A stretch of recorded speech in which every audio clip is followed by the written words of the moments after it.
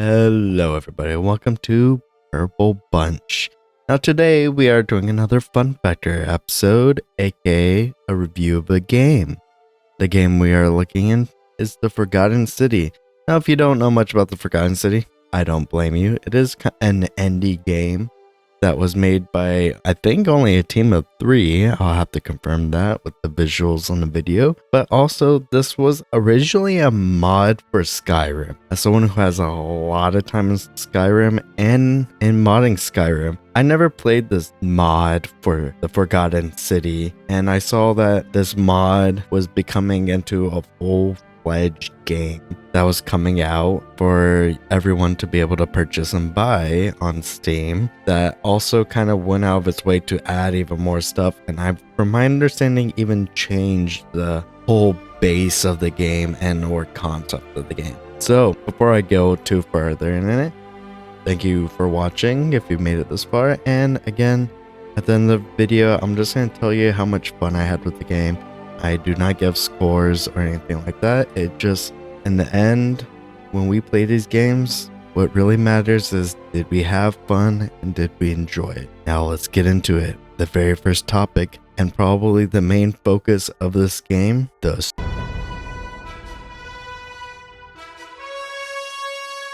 story is very interesting. You're basically a person who woke up alongside of a river, and then you kind of go through this quick character customization. Very basic, just kind of like an origin story.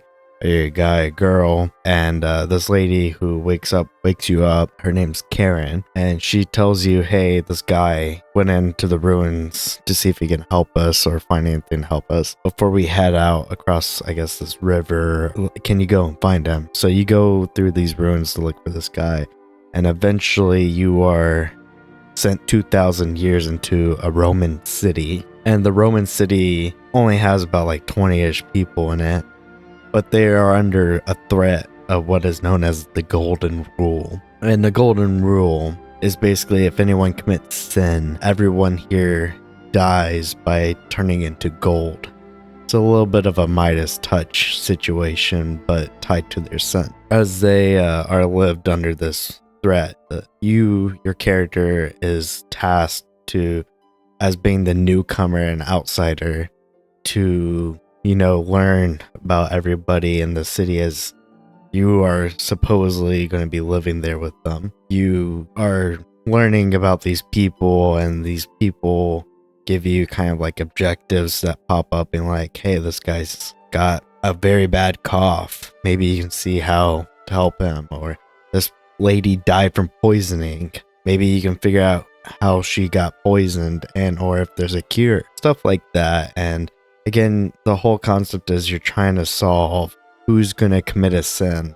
So after someone commits a sin, your goal is to go back where the game starts, and you're thrown back into the start of the day, and you're stuck in this time loop where you're the only one who remembers everything. And you're trying to figure out who's committing the sin, how can we stop this, and so much more. There's people missing, there's all sorts of things happening, and your goal is to kind of walk around, talk to these people, and solve the Golden Rule. As this game kind of deep dives into a little bit of Roman culture, a little bit of religion, as you're trying to figure out what's considered a sin, and so much more. It got pretty deep, and there's a lot of intriguing plot points and turns, and it got me hooked. There was a moment in 3 a.m.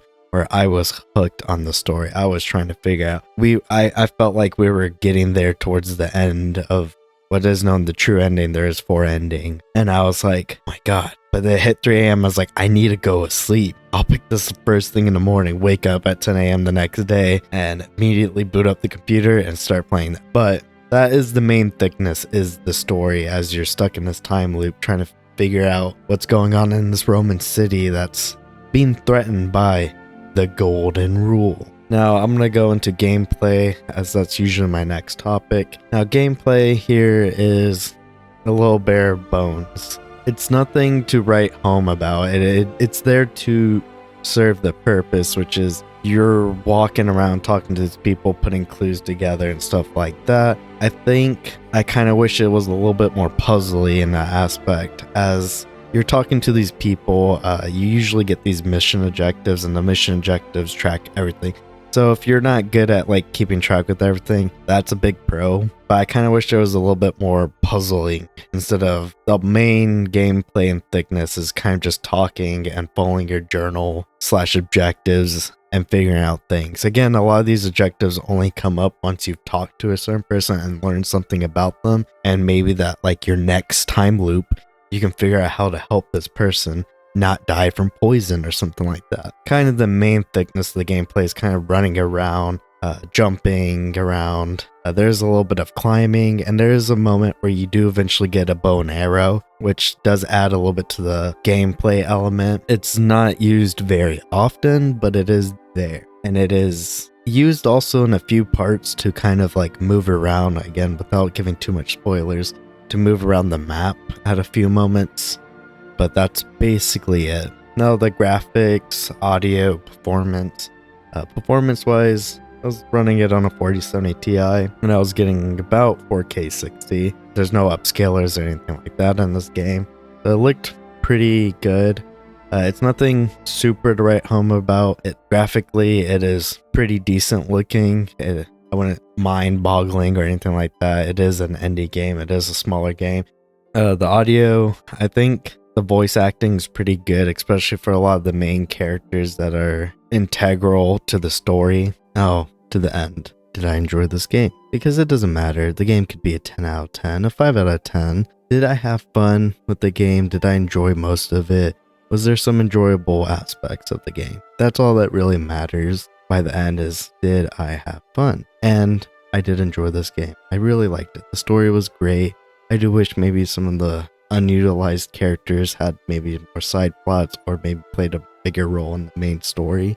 But overall, the story had me hooked. And that's the main juice of this game, is the dialogue and the story and solving this kind of time loop puzzle. And I really liked it. I was really hooked into the story. Like I said, I started it one day at 8 p.m. and then I was playing it till 3 a.m. just trying to get through it, trying to figure out what was going on.